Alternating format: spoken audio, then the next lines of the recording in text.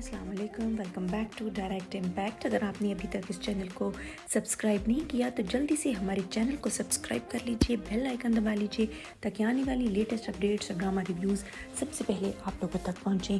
Drama serial निकाह की 45वीं किस्त आज ऑन एयर हुई और हमने देखा कि हारिस किसी होटल में जाता है और ये वही जगह है जहाँ पे पहले से अनुषा और हमदान बैठे हुए होते हैं। तो अनुषा की उस बात की तस्दीक हो गई कि हमारी मंगनी हो चुकी है और बहुत जल्द हमारी शादी होने वाली है।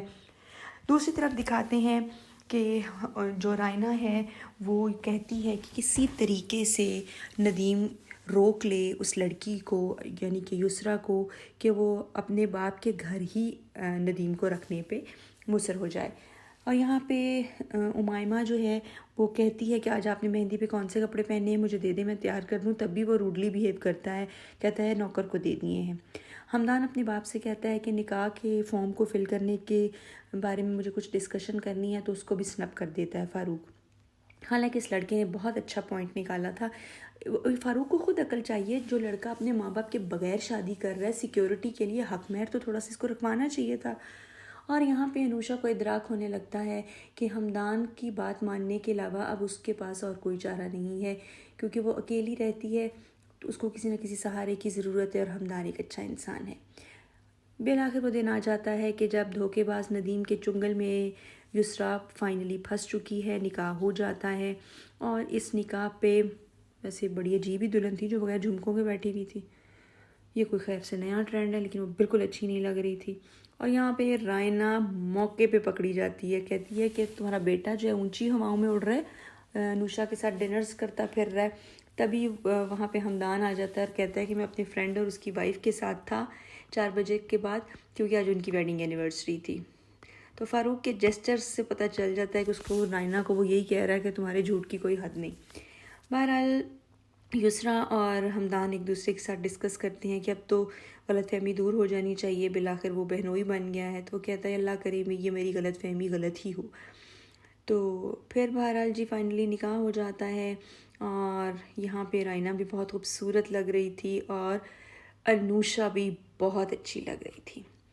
तो बहरहाल रुखसती हो जाती है बहुत ही खामोशी के साथ। यार नदीम दुल्हा लग ही नहीं रहा था, ऐसे लग रहा था कि कोई कॉन्फ्रेंस जो है वो गवर्नमेंट का कोई बंदा जो है वो अटेंड करने आया हुआ है किसी दूसरी जगह पे, जिस तरह इस्लामी कॉन्फ्रेंसेस लोग अटेंड करते हैं। दुल्हा तो वो लग नहीं रहा था। इंतहाई खामोशी से रुखसती हो गई, कोई रोया भी नहीं। बड़ा मॉडर्न ज़माना आ गया है। और फिर यहाँ पे हमदान अनुषा को कहता है आप अच्छी लग रही हैं, और जेन्युइनली वो अच्छी लग रही थी। वो कहती है थैंक यू सो मच। और फ़ारूक को बुरा लग जाता है, उसको कहता है कि सिर्फ यही एक मेहमान नहीं है, और भी बहुत से लोग हैं। बड़ा अच्छा जवाब देता है। वो कहता है बाबा वो भी एक गेस्ट ही हैं।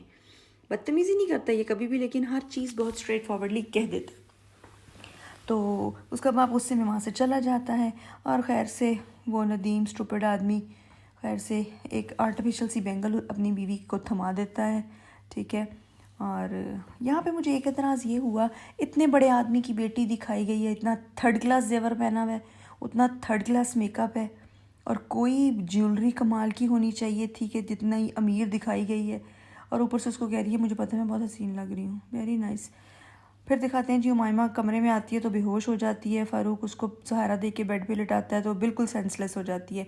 डॉक्टर को कॉल कर लिया जाता है, तो फिर डॉक्टर आके अच्छी फ़ारूक को सुनाती है कि शी इज़ स्ट्रेस्ड और उनके माइंड पे कोई बहुत ज़्यादा प्रेशर है, कोई टेंशन उनको सता रही है। तो झूठ बोलता है कि इसकी फैमिली में कोई टेंशन है। फिर वो उसको बाहर भेज के उसका डिटेल चेकअप करती है तो पता चलता है जी कि उमायमा जो है वो एक्सपेक्ट कर रही है। और यहाँ पे सबसे अच्छा जो जेस्चर था वो हमदान का था। उसने इतना अच्छा ग्रेसफुली एक्ट किया फ़ारूक से भी ज़्यादा। वो तो खैर बाप था, उसने तो अच्छा रिएक्ट करना ही था, लेकिन सबसे अच्छा रिएक्शन हमदान का था। डॉक्टर वैसे सबसे ज़्यादा खुश लग रही थी, जैसे इनकी रिश्तेदार होती है। बहरहाल हमदान जो है वो अपने बाप को कहता है कि आपको बहुत मुबारक हो। और डॉक्टर के जाने के बाद जो फ़ारूक साहब हैं वो हमदान से कहते हैं कि युसरा का तुम्हें पता ही है, मैं नहीं चाहता कि अभी ये बात किसी को पता चले। और यहाँ पे खैर से हारिस की माँ कहती है कि अगर तुम कहो तो 10-15 दिन के बाद या अगले महीने शादी की डेट ले लूँ।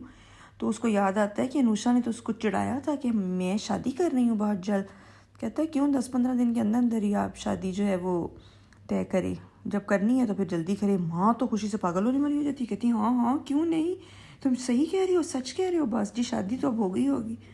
अब पता चलेगा इनको जब बहू की असलियत निकलेगी। नौकर को कहता है, नौकरानी को कहता है फ़ारूक कि अब बीबी का बहुत ज़्यादा ख्याल रखना। तो फिर हमदान उसको कहता है कि बाबा मैं बहुत खुश हूँ, आप आंटी को जाके हौसला दें, उनकी तो ज़िंदगी की ये पहली खुशी है, क्योंकि उनकी तो पहली शादी है, आपके तो बच्चे बड़े बड़े हैं लेकिन ये उनकी पहली औलाद है, तो प्लीज़ उनको जाके मुबारक दें हमारी तरफ से। तो वो कहता है मैं तो बहुत खुश हूँ, मेरा छोटा एक सिबलिंग आ रहा है।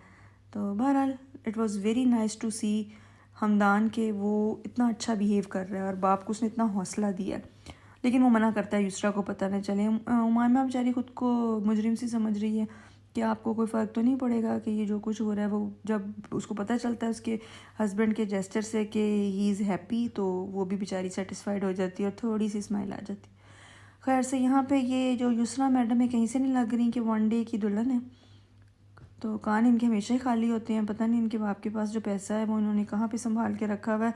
कोई एक बेचारी सोने की तार ही कान में पहन ले, नहीं जी। और यहाँ पे हारिस की एक और चीप हरकत दिखाई उन्होंने जी, बताने पहुँच जाते हैं अनुषा को कि जी मैं शादी कर रहा हूँ। वेरी नाइस अनुषा, जितना बुरे तरीके से उसको फिर इज़्ज़त अफजाई के बाद वापस भेजा है ना, एक्सीलेंट। बहुत आज मुझे खुशी हुई कि इस लड़की को बोल्ड रोल दिया गया, क्योंकि उसने हारिस की जो टका के बेइज्जती की है ना इस ड्रामे में, ही डिज़र्व्स दिस।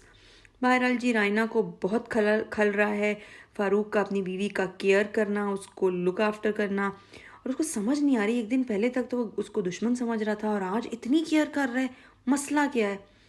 ये इन दोनों का प्यार देख के इसको हार्ट अटैक भी आ सकता है, उसकी उम्र ज़्यादा है, हो सकता है। बहरहाल यही था आज का एपिसोड। आपको कैसा लगा कमेंट सेक्शन में अपनी राय का इजहार ज़रूर कीजिएगा। और अगर आपने हमारे चैनल को सब्सक्राइब नहीं किया तो जल्दी से सब्सक्राइब कर लीजिए, बेल आइकन दबा लीजिए, ताकि आने वाली लेटेस्ट अपडेट्स और ड्रामा रिव्यूज़ सबसे पहले आप लोगों तक पहुंच सकें। इसके साथ ही अगले रिव्यू तक इजाज़त चाहते हैं। अल्लाह हाफिज़।